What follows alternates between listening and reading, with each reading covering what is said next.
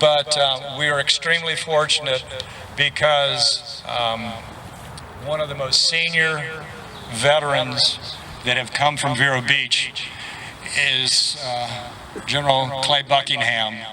And I don't know if you noticed as we came down 19th Street, Alma Lee was there waving, and I always look to her for sound advice, and she unequivocally is an advocate of General Buckingham. And he's a warrior, he's a man who's a historian, he's a leader, he's a man that is an unequivocal character and understands that in his tenure as a patriot of America. So if you'd please stand, I'd like to introduce General Buckingham. Sir. Thank you, Tony. I hope you'll go right down to the polls and vote for Tony for Chamber of Commerce. I think I qualify as the oldest born and raised in Vero Beach person that participated in the parade. I'm 91. Was there anybody born and raised in Vero Beach who was in the parade that's older than me? Okay. My tenure in Vero Beach, and Tony asked me to talk a little bit about the early days, which that's all I remember, because actually my tenure in Vero Beach started when I was born on the 8th of June 1927 and ended on the day that I went into the Army on the 30th of June 1945. I just turned 18 and just graduated from Vero Beach High School. So I remember those 18 years, or at least when I could first start remembering. There were two main things that come to mind. One is citrus and the other is military. That's what I think of, when I'm thinking back of Vero Beach. Everything in this town was originally built on citrus. Now, citrus is not the big thing now. But, for instance, my dad came down from Indiana right after he mustered out of the Army from World War I. He'd been in France. And he joined his cousin, Waldo Sexton, in business, and they were not the first in the citrus business, but they were among the first. And I remember they were supported by some wealthy Northerners who were looking for a place to put their money. One was Charles McKee, and the other was Arthur McKee, who is the father of the McKee Jungle Gardens, or the McKee Botanical Gardens now. When you plant orange trees, it takes about 5 years before they can produce. So they were planting orange trees. These two men, my uncle Waldo and my father, were college graduates, which was sort of unusual in that day, but they were out planting orange trees with a shovel in their own hands. But it takes about 5 years for an orange tree to begin to be productive. So they grew tomatoes and peppers, and I have a picture of my father standing in an 80-acre tomato field out here west of town when he was about 28 or 29 years old, something like that. Anyway, citrus and the military. Now, the military really is divided sort of into three phases in the 18 years that I was here. The first phase was the post-World War I period. And the second phase was the pre-World War II, and the third phase was World War II. So pre-World War, or post-World War I remember very well going with my father and with other men out to the cemetery to decorate the graves on Decoration Day, now called Memorial Day. They decorated the graves with poppies, which was sort of the flower of World War I. There were many people in this town who were veterans I remember one who had what they call shell shock. We call it PTSD today, and he fundamentally just sort of wandered the streets, and he was really shell shocked. Another had been gassed, and as a matter of fact, Alex McWilliams had been gassed during World War II and World War I, and the reason he came south, I understand, and settled in Vero Beach was so that his throat could begin to heal. But anyway, there were lots of veterans around, and I remember my father getting together with some of the old World War I veterans, and they would gather together, and someone would play the piano, and they would sing the old World War I songs of over there, and how you going to keep them down on the farm after they've seen Paris and stuff like that. Anyway, so that sort of post-World War I period I remember as, from Vero Beach days, of course, and then the sort of in between sort of corresponded also with the Depression years. Vero Beach, I don't think, suffered as much from the Depression as other places because oranges were growing and oranges could be sold. Oranges were still being bought by the fruit markets up in the north, and so although there was some, and I know a lot of people suffered from the Depression, but not the way that a lot of places did. But this was the sort of the workup toward World War II, and I can remember 9 years old when the Japanese sunk a gunboat in the Yangtze River, an American gunboat, which caused a huge, it was called the Pan A, was the gunboat, and that was a big international incident. The Japanese had gone in and they were tearing China apart. I can remember when I was about 11, Boy Scoutmaster coming over to our house with a shortwave radio and actually tuning in to hear Adolf Hitler make a speech.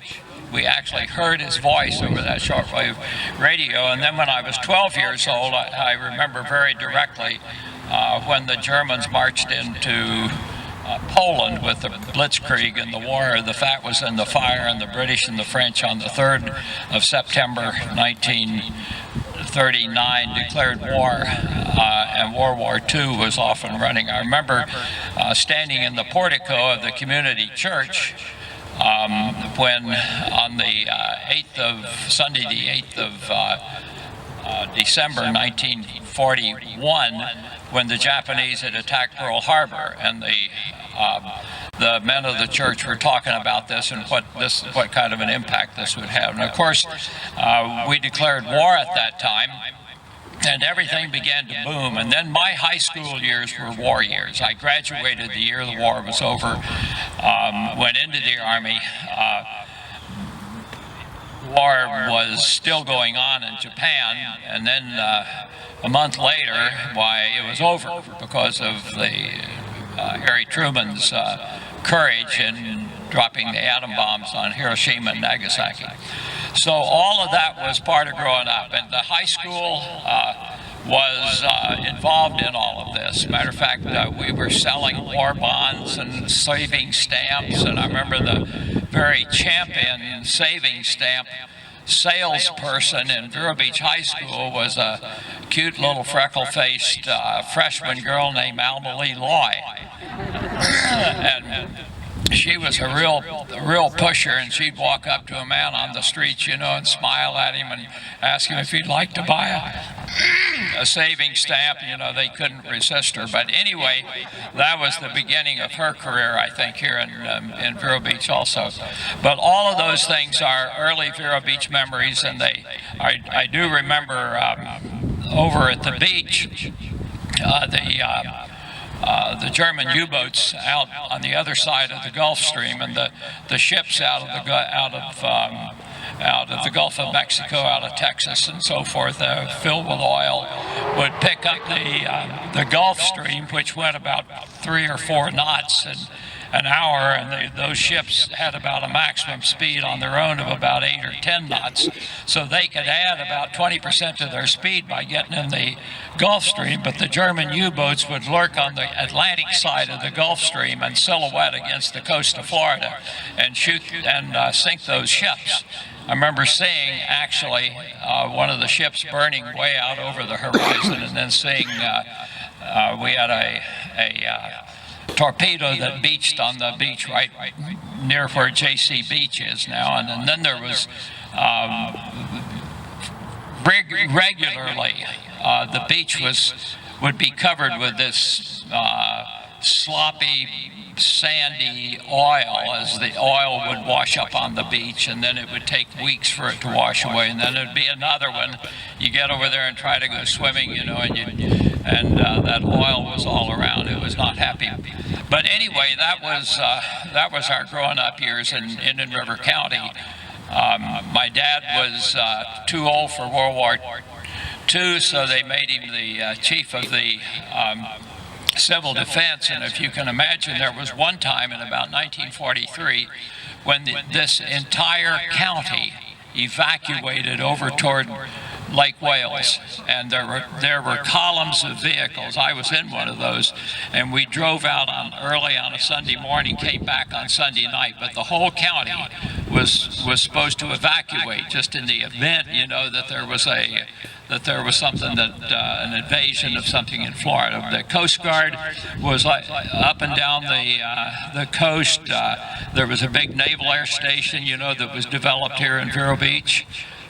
Primarily because a guy named Bud Holman, who had established the airport, had the wisdom to have the land surveyed very carefully, and he found where the land was about 2 feet higher above sea level than other land in this area, so he figured it would be all weather, it'd be water, couldn't be flooded, and so he established the airport out there. And of course, he somehow made friends with Rickenbacker, and so the Great Silver Fleet, the Eastern Airline, which was just beginning to come into being, would fly and stop at Vero Beach. And if you flew from Jacksonville to Miami, you would fly first to Daytona Beach, and then Orlando, and then Vero Beach, and then West Palm Beach, and then Miami. That was the route that you took. The Florida East Coast Railroad was another big thing that I remember. It had two tracks at that time, and we had lots and lots of passenger trains. There were freight trains that were carrying fruit north, but there were passenger trains, and you get on the passenger train at the Vero station, which is now, you know, it's a sort of a monument down there in town. And the first stop was Winter Beach, and then Wabasso, and then Sebastian, and then Melbourne, and then Cocoa Rockledge, Aug Alley. Anyway, just stopped all the way. It took about 4 hours to get to Jacksonville, but that's the way you transport it. The railroad was a big thing. Anyway, those were great memories of Vero Beach back in that time.